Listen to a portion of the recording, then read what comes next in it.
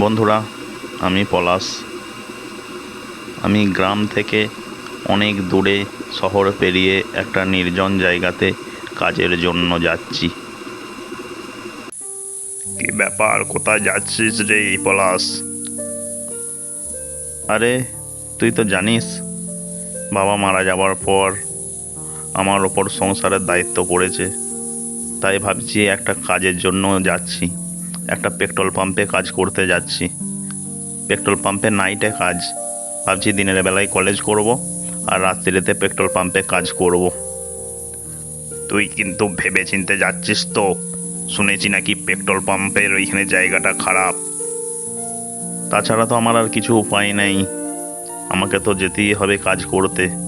সেরকম কিছু অসুবিধা হবে না। তাছাড়া ঘরের আর্থিক অবস্থা খুবই খারাপ, আমাকে যেতেই হবে পেট্রোল পাম্পে কাজ করতে। বাসটি চলে গেল, আমাকে পেট্রোল পাম্পের সামনে নামিয়ে দিল। বাসটি চলে যাবার পর আমি হেঁটে হেঁটে পেট্রোল পাম্পের কাছ দিয়ে গেলাম। পেট্রোল পাম্পের পাশেই অফিস আছে, সে অফিসে গেলাম। জায়গাটা খুব আমার ভালো লাগছে না, কেমন একটা অস্থির অস্থির ভাব দেখছি জায়গাটা। অফিসের দিকে আমি যেতে লাগলাম। অফিসে যেয়ে পৌঁছাতেই পেট্রোল পাম্পের মালিক আমাকে ফোন করলো। শোন পলাশ, তোকে যেটা বলছি মন দিয়ে শোন। ওইখানে টেবিলের ওপরে একটা ডায়েরি রাখা আছে, ওই ডায়েরিটাতে সব কিছু লেখা আছে। ওই ডায়েরিটা তুই পড়ে তারপরে সব নিয়ম পালন করবি। ডায়েরির লেখা বাদ দিয়ে কিছু করতে যাবি না। রাত্রিরে সেরকম বেরোবি না ফাঁক দিয়ে, না হলে তোর কিন্তু খুব বিপদ। আমি মালিকের কথা শুনে চমকে গেলাম। এরকম মতো বলছে কেন মালিক? খুব বিপদ, জায়গাটা নিরিবিলি অন্ধকার, আমি একা আছি। আমি ডায়েরিটার দিকে গেলাম এবং ডায়েরিটা হাতে করে নিয়ে এসে টেবিলের ওপরে বসলাম। টেবিলের ওপরে বসে ডায়েরি খুলতেই আমার গা শিউরে উঠল। ডায়েরিটার প্রথম পাতা উল্টোতেই লেখা উঠল, একটা লাল রঙের গাড়ি আসবে, ওই গাড়িটাতে তেল ভরে দেবে, পয়সা কিছু চাইবে না, ও যা বলবে সেই মতো করে চলে আসবে আবার অফিসের দিকে। প্রথম নিয়ম পড়লুম। প্রথম নিয়মটা পড়ে আমার খুব ভয় লেগে গেল। তারপরে দ্বিতীয় নিয়মটা আবার পড়তে লাগলাম। রাত্রিরের পর ফাঁকে বেরোবে না, যত আওয়াজই হোক, যে যাই হয়ে যাক, ফাঁকে বেরোবে না এবং বাইরেতে কি ঘটছে জানলা দিয়ে উঁকি মেরে দেখার চেষ্টা করবে না, তাহলে কিন্তু তুমি মারা যাবে। দ্বিতীয় নিয়মটা শুনে আমি তো অবাক হয়ে গেলাম, কি হচ্ছে আমার সাথে এসব। ফোন করতে করতে আমার বন্ধু তো আস্তে আস্তে ঠিকই বলেছিল যে এইখানে গেলে বিপদ। আমি খুব ভয়ে পেয়ে গেলাম। এইটা আবার কীরকম নিয়ম, কোথায় আমি কাজ করতে এলাম। কিছুক্ষণ বাদে আমি আমার বন্ধুকে ফোন করতে লাগলাম। আরে, তুই তো ঠিকই বলেছিলি, এইখানে আসা মানে খুব বিপদ। কি করব আমি এখন ভাবতে পারছি না, কিছু একটা উপায় বার কর, কিছু একটা উপায় বলে দে। বাইরে কিছু যেন একটা আওয়াজ আসছে, তোকে আমি রাত্রিরে ফোন করব, তুই অপেক্ষায় থাকিস। যে দেখি বাইরেতে কেউ মনে তেল নিতে এসেছে।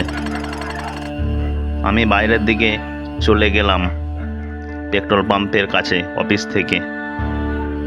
যে পেট্রোল পাম্পের সামনে যে দাঁড়ালাম, দাঁড়াতেই দেখি একটা লাল রঙের গাড়ি আসছে আমার কাছ দিয়ে।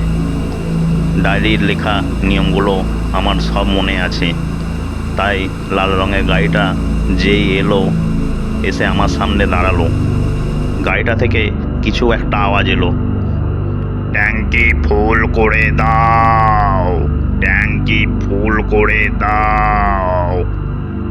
আমি তেল ভরতে ভরতে অবাক হয়ে গেলাম। তারপর গাড়ি থেকে আবার আওয়াজ আসছে, তেল ভরা হয়ে গেলে পিছন থেকে পয়সা নিয়ে নেবে।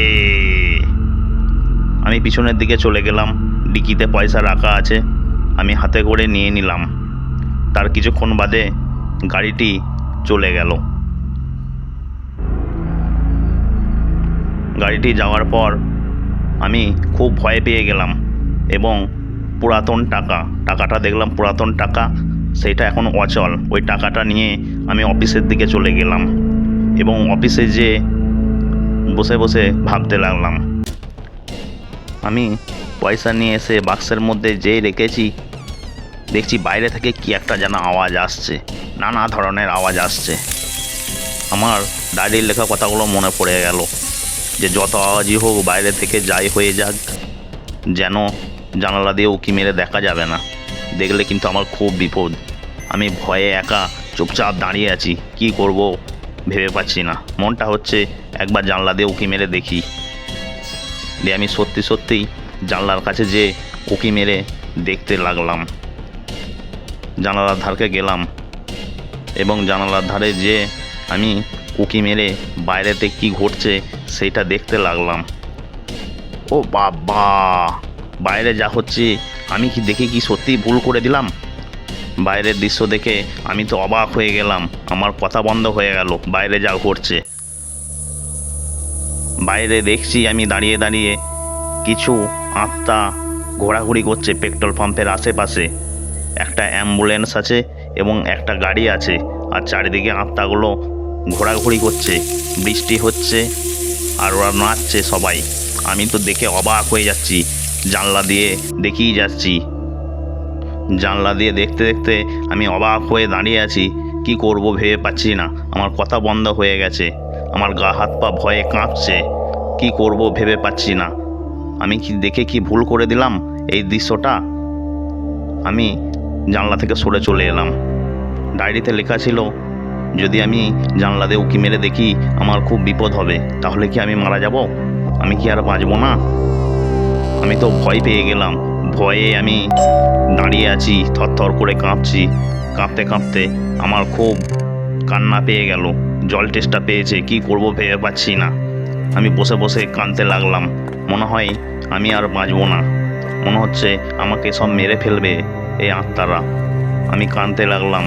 কাঁদতে কাঁদতে খুব আমার কষ্ট হচ্ছে, জীবন বেরিয়ে যায় এরকম অবস্থা।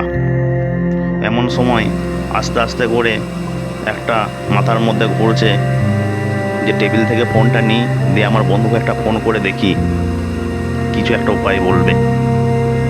তারপরে দেখি ফোন করছি বন্ধুকে, কিন্তু তুলছে না ফোনটা। আমি ভয়ে কি করব খুঁজে পাচ্ছি না। বন্ধুকে ফোনটা করছি, কিন্তু বন্ধুও ফোনটা তুলছে না, আর বাইরে থেকে খুব আওয়াজ। তারপর আমি অজ্ঞান হয়ে পড়ে গেলাম। অজ্ঞান হয়ে যাওয়ার পর রাত্রে কি ঘটেছে আমার আর কিছু মনে নেই। আমি অজ্ঞান অবস্থায় পড়ে আছি, আর বাইরেতে এরকম দুমদারাক্কা আওয়াজ আসছে, আমার কানের মধ্যে যাচ্ছে। পরের দিন সকাল হয়ে গেল। সকালে ঘুম থেকে আমি উঠে দেখি, কি আমি তো বেঁচে আছি, আমি তো মরিনি। কাল রাত্রে কি সব হচ্ছিল আমার সাথে, এটা কি স্বপ্ন না বাস্তব? এই পলাশ, তোর এটা স্বপ্ন নয়, এটা বাস্তব। তোর আগে যারা এখানে কাজ করতে এসেছে তারা এক রাতে কাটাতে পারেনি। যেই এইখানে এসেছে সেই মারা গেছে। 2 বছর আগেকার কথা। 2 বছর আগে এই পেট্রোল পাম্পের সামনে একটা বাস অ্যাক্সিডেন্ট হয়েছিল। বাস অ্যাক্সিডেন্টটার সময় এইখানেতে কেউ বাঁচেনি, সমস্ত বাসের প্যাসেঞ্জার মারা গিয়েছিল। তারপর থেকে এইখানে কেউ কাজ করতে এলে কেউ আর এইখানে থাকে না কো। মালিক, আমি এখানে আর কাজ করব না, আমাকে অন্য কোথাও কাজ দিন। কিন্তু একটা কথা আমার মাথায় ঢুকছে না, আমি এখানে কিভাবে বেঁচে গেলাম? আমার কিছু, সেটা তো আমারও কথা। নিশ্চয়ই তোমার কোনো শুভাকাঙ্ক্ষী ছিল এই যারা মারা গিয়েছিল ওইখানেতে, তাদের মধ্যে। তোমার কিছু আর অসুবিধা নাই। সরকার আমার পেট্রোল পাম্পটা সিল করে দিয়েছে, তোমাকে অন্য পেট্রোল পাম্পে কাজ দেবো। তারপর আমি মালিকের সাথে চলে গেলাম অন্য অফিসে কাজের জন্য।